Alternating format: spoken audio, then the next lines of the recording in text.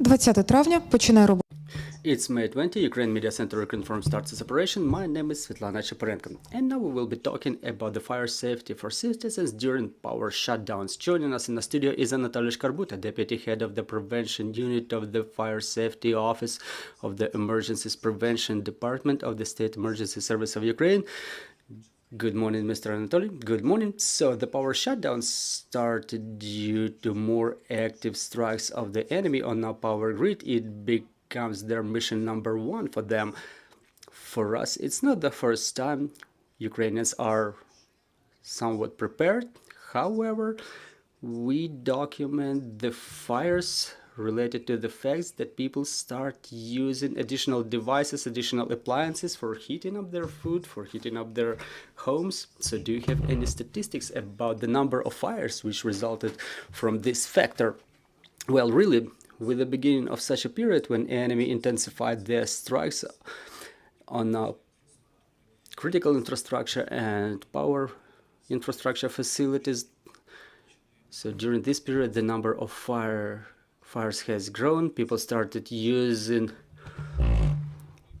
auxiliary power sources and generators, and in residential areas, for example, we've documented more than 8,500 fires started from the beginning of the year.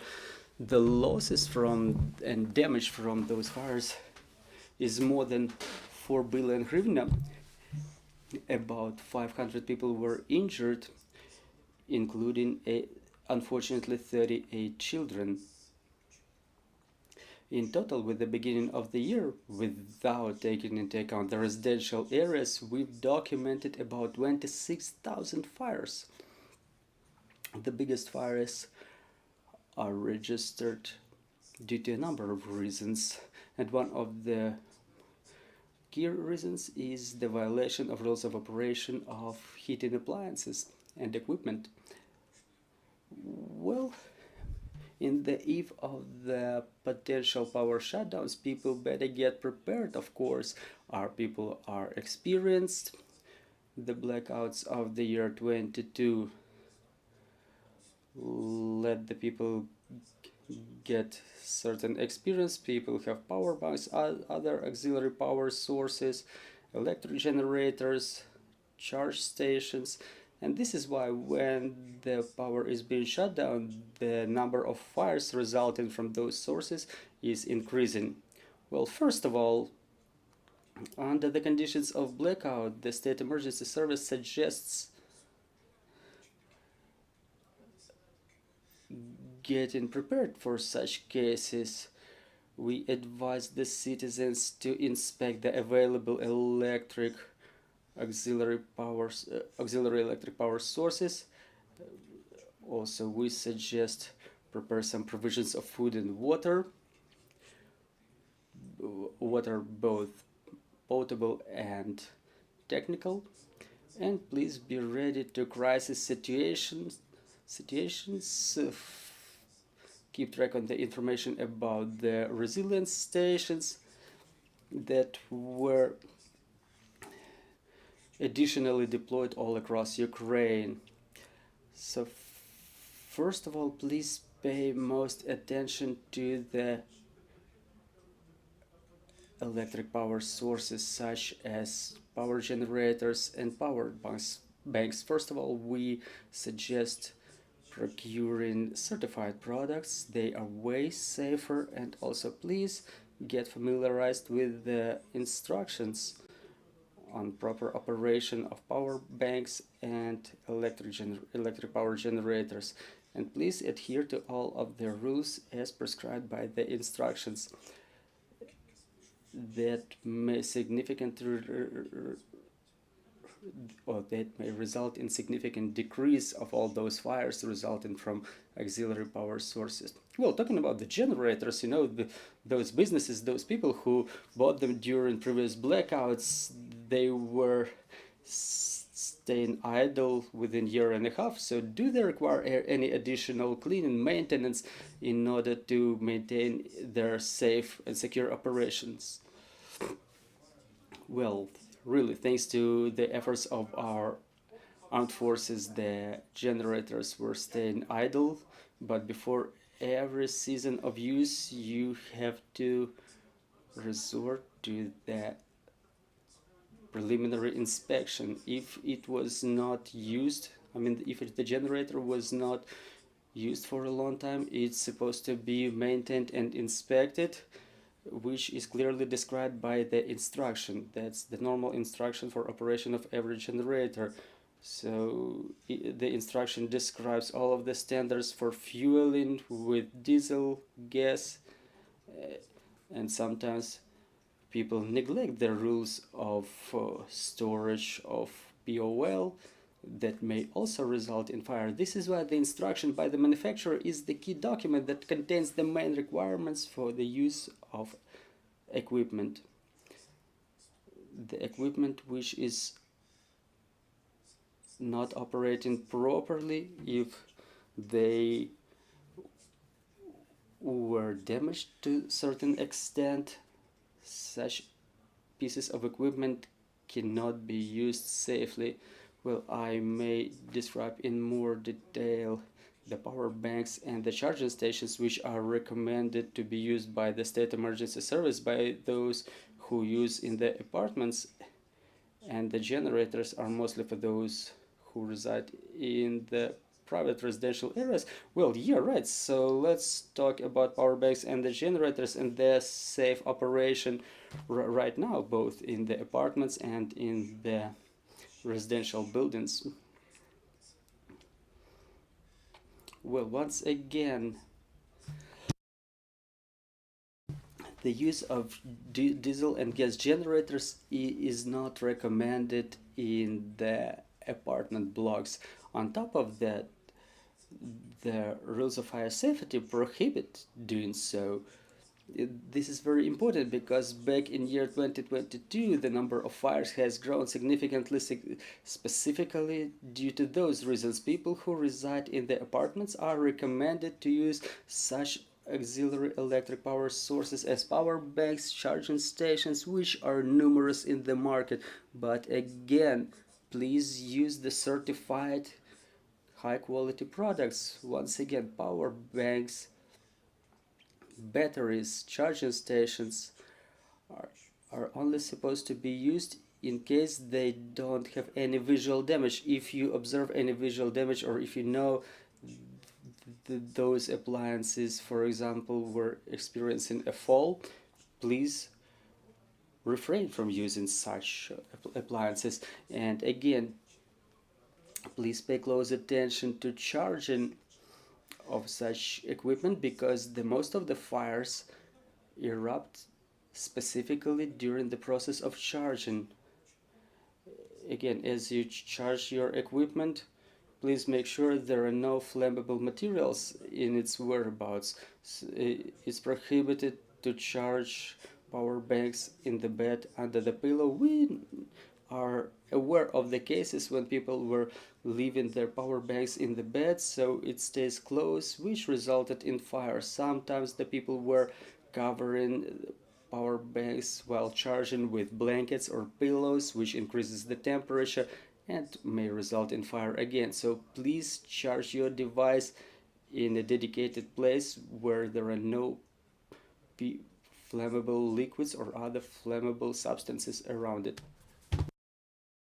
Talking about the generators that are supposed to be used in the private homes, in the private buildings, well, all those generators are supplied with the instructions that clearly describe the procedure for operation. For example, please install them at the distance of 5 to 7 meters from the buildings outside, against a blunt wall, without windows, without doors. And also please make sure that your generator is covered so it's protected against rain or snowfall. Also, the generator is supposed to be fueled as soon as it cools down, and please store the POL in the dedicated cabinet away from the operating generator. In no case the citizens are allowed to operate the generators in closed facilities. It's prohibited to use them inside of the apartments, inside of the buildings. We are aware of the cases when the whole families were dying because of installation of a generator in their living rooms. The choking gas, it doesn't mercy anybody. Even the children die as a result of improper use of the generator. Yet another question: during the power shutdowns and when the power goes back on, there is the leap of voltage and the appliances go out of order. How to protect the equipment, the devices against such breakdowns? Well, yes, such cases do happen, and our recommendation is, as soon as the power is being shut down, please switch off all of the appliances from the sockets, because the most dangerous period is when the power goes back on and the appliances with high energy capacity tend to have overloads, which may result in fires. So this is why when the power goes off, please make sure to switch off all of the electric appliances. Our recommendation is to leave one light bulb on, so it signals about the power going back on. That would be sufficient to protect yourself against such unpleasant cases when there are fluctuations of voltage in the grid. Also, when the generator is starting, please connect other appliances to it after it starts, but it's important to make sure that the capacity of the generator is way above the consumption rate of those appliances which are being connected. It's important not to overload the generator and to avoid the power fluctuation, voltage fluctuation in the grid. Well, the candles is an obsolete way of lighting, but the elderly people continue using them, and sometimes it results in fires too. So can you please give us the statistics? Is it true that the number of fires has decreased resulting from the candles? Well, that's true, but really the elderly, the pensioners who unfortunately cannot afford buying electric power generators, or they are not being taken care of by their children, their grandchildren, they still use the open fire sources such as candles and other similar devices. Sometimes they use cotton strip and oil, so they make self-made candles, and the biggest problem is that they leave such candles or gas burners unattended. And this is exactly the reason the fires happen, and unfortunately sometimes the elderly people die as a result of such fires. So please pay close attention to the open fire sources, specifically when there are children around. Unfortunately, the fire draws the attention not only of the adults but also of the kids. It's always interesting for them. It's interesting for them to touch it, to carry it somewhere, to light another fire from the existing ones. So we, as a state emergency service, would like to urge everybody to take care of the elderly and not let the children play with fire. Thank you very much. Do we have any questions on the floor? Good morning, Olena Litvinenko. Mr. Anatolii, can you please tell us whether the resilience stations continue operating during spring and summer period, and if so, what are the services that the citizens can take advantage of there? Well, the state expands the network of the resilience stations currently, and in critical situations when people are unable to get such services at home, they are suggested to come to the resilience stations deployed by the local government, central government, state emergency service, national police. the businesses also deploy such locations in supermarkets, gas stations, and people need to remember about them. Also, please have the information about the resilience stations prepared beforehand. Such information can be obtained from the DIA portal. There is a map with the resilience stations, so you can check where is the closest one to you. And in crisis situations, please come to the resilience stations. For example, the ones deployed by the State Emergency Service are more than 700 all across Ukraine. And we are ready to deploy additional ones, either tent-based or vehicle-based. We have additional resilience stations that we are ready to deploy to ensure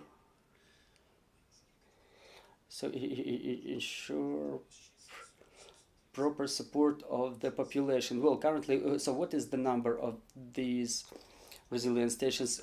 730 are currently in operation. The need is identified by the local governments, and we have more provisional ones, more than 700 reserve resilience stations. Thank you very much. Do we have any more questions on the floor? Well, now that we do not, we would like to thank Mr. Anatolii. Let me remind you, we were talking about the fire safety for citizens during power shutdowns, and Ukraine Media Center will be back on air at 1300, and we will have the presentation of the report Ukrainian Peace Plan as a basis for preserving the global world order. Stay tuned.